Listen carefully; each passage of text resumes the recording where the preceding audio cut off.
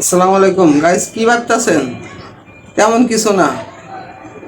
সাপ গেছিল ইন্দুর ধরতে গর্তের ভিতরে, কিন্তু এক সাপুরা সাপটি শিকার করে ফলাইছে। এই কারণে এই অবস্থা, একটু খেয়াল করে দেখ।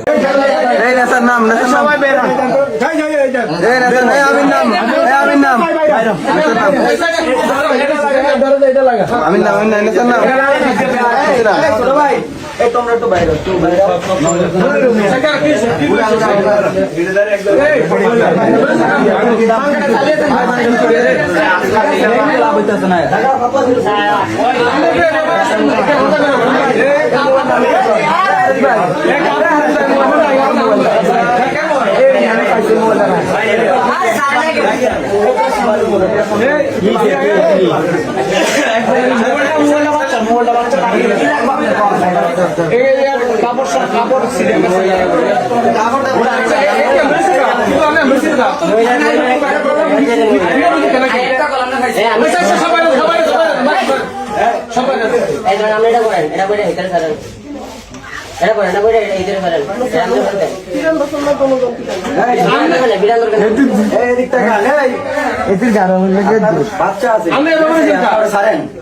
রাখছেন কি লিগা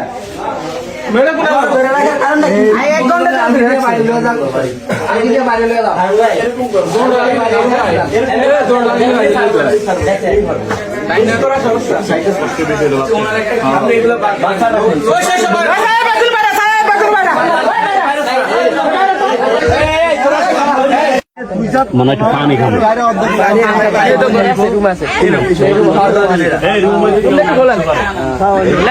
সবাই দেখো